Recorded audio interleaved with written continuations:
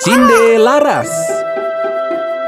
Pada zaman dahulu, terdapat kerajaan yang makmur bernama Kerajaan Jenggala. Buahnya asli loh dari hutan langsung. Apelnya terlihat segar ya, Pak. Sekilo berapa ya? Kerajaan tersebut dipimpin oleh raja yang bijaksana bernama Raden Putra. Ia mempunyai permaisuri cantik dan juga baik hati bernama Chandramaya. Selain permaisuri, raja juga memiliki seorang selir yang umurnya lebih muda dari sang permaisuri bernama Srikanti. Mereka semua hidup bahagia di istana kerajaan. Namun, kebahagiaan itu terusik oleh perilaku selir yang iri dan dengki terhadap permaisuri. Dibantu oleh seorang tabib, ia merencanakan sesuatu yang jahat terhadap permaisuri. Hai tabib, bekerja samalah denganku. Aku tak ingin kebahagiaanku terbagi dengan permaisuri. Tentu saja aku mau membantumu. Asal bayarannya setimpal. Jangan khawatir dengan itu. Kau akan mendapatkan bagianmu begitu rencana kita berhasil. Malamnya, sang selir berpura-pura sakit. Aduh, sakit. Sakit. Baginda Raja, cepat kemari. Ada apa selirku? Baginda, tolong panggilkan tabib.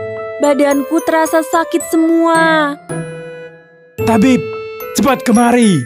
Sang tabib pun datang dan memeriksa sang selir dengan seksama. Kemudian ia berkata bahwa selir telah diracun oleh permaisuri. Apa katamu? Raja sangat marah. Ia pun segera mencari sang permaisuri. Begitu ketemu dengan permaisuri, ia memberikan perintah pada patih kerajaan. Pengawal, bawa dia ke hutan. Asingkan dia di sana. Dia telah meracuni selir. Raja tetap bersikeras, meskipun saat itu permaisuri sedang hamil. Sang patih pun segera menggiring permaisuri keluar dari istana. Kenapa ini? Kakanda, ada apa dengan semua ini? Setibanya di hutan, sang patih ternyata mengetahui jika selir yang merencanakan semua ini. Ia tidak tega melihat permaisuri yang sedang hamil besar. Ia pun meninggalkan permaisuri di sebuah pondok kecil. Terima kasih, Patih. Kau masih mempercayaiku. Aku jadi merasa sedikit tenang. Beberapa bulan kemudian, sang permaisuri melahirkan seorang bayi. Bayi itu nampak mungil dan tampan. Ia memberi nama putranya tersebut Cindelaras. Beberapa tahun berlalu, Cindelaras tumbuh menjadi anak yang tampan dan cerdas. Pada suatu pagi, Cindelaras berjalan di hutan untuk mencari kayu bakar. Tiba-tiba, ia dikejutkan oleh suara elang yang melintas di atasnya. Sang elang nampak menjatuhkan sesuatu. Hah? Elang itu menjatuhkan sesuatu? Ternyata, di semak-semak. Astaga! Ini telur yang cukup besar dan berat. Cindelaras pun segera membawa telur itu pulang. Ibu! Ibu! Lihat apa yang kutemukan di hutan. Wow, telur yang cukup besar. Telur apa itu? Entahlah, Bu. Aku akan merawatnya hingga telur ini menetas. Cindelaras segera menempatkan telur itu dalam sebuah kandang yang hangat. Beberapa hari kemudian, telur itu menetas. Seekor anak ayam yang besar keluar dari cangkang telur. Samar-samar, anak ayam itu mengucapkan beberapa kata. Kau anak raja. Kau anak raja. Hah? Ayam ini bukan ayam biasa. Ia bisa berbicara. Dengan sepenuh hati, Cindelaras merawat anak ayam itu. Hingga beberapa minggu kemudian, anak ayam tersebut tumbuh menjadi seekor ayam jantan yang gagah. Suatu ketika, Cindelaras teringat perkataan ayamnya. Ia pun menemui ibunya. Ibu, ada yang ingin aku tanyakan pada ibu. Iya, Nak. Tanyakan saja. Sebelumnya, aku minta maaf kalau aku lancang. Sebenarnya, siapa dan di mana ayahku sekarang, Bu? Kenapa kau bertanya seperti itu, Nak? Tidak apa kalau Ibu tak bercerita. Tidak apa, Nak. Ibu akan menceritakan semuanya. Sang permaisuri pun mulai menceritakan semuanya. Bagaimana ia bisa sampai di hutan. Ia menceritakan bahwa ayah dari Cindelaras adalah seorang raja Jenggala. Maafkan Ibu, Nak. Ibu baru menceritakannya sekarang. Tidak apa, Bu. Yang terpenting, Ibu sangat menyayangiku. Aku sayang Ibu. Ibu juga menyayangimu, Nak. Cindelaras yang telah mengetahui bahwa ayahnya seorang raja bertekad untuk menemuinya. Bagaimana caranya ya? Aku tahu. Raja kan suka dengan sabung ayam. Coba kita ikuti sabung ayam yang diadakan kerajaan.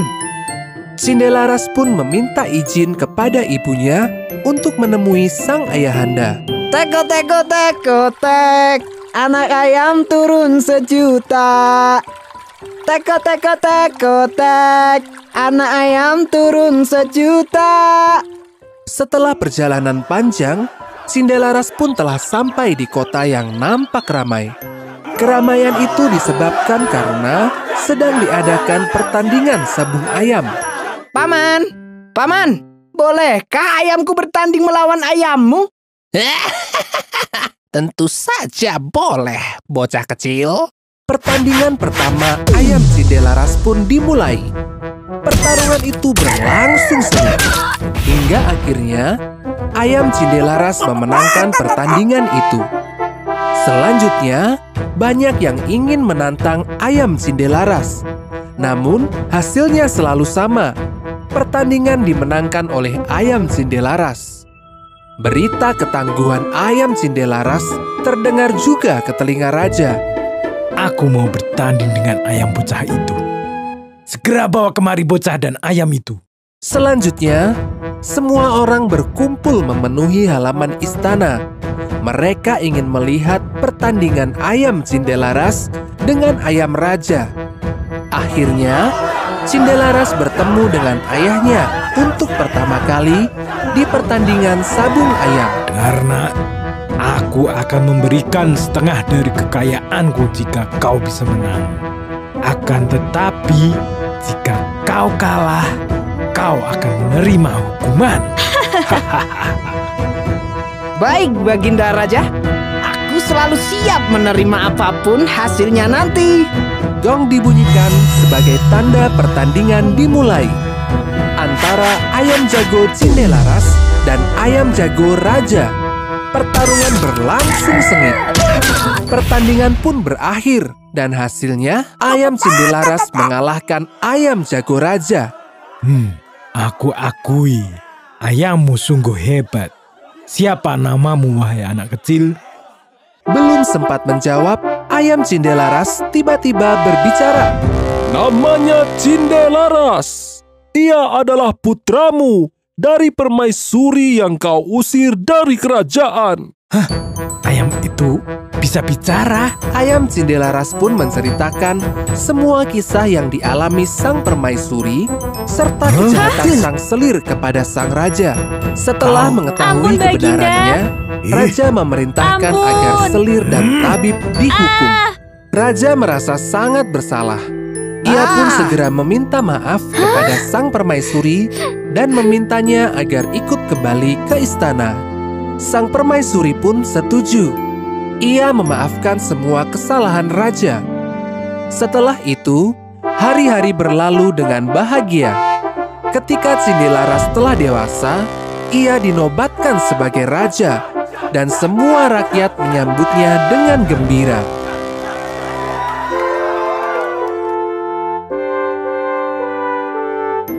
Nasihat dari cerita ini adalah, selalu carilah bukti nyata dahulu apabila kita mendapatkan kabar buruk dari orang lain.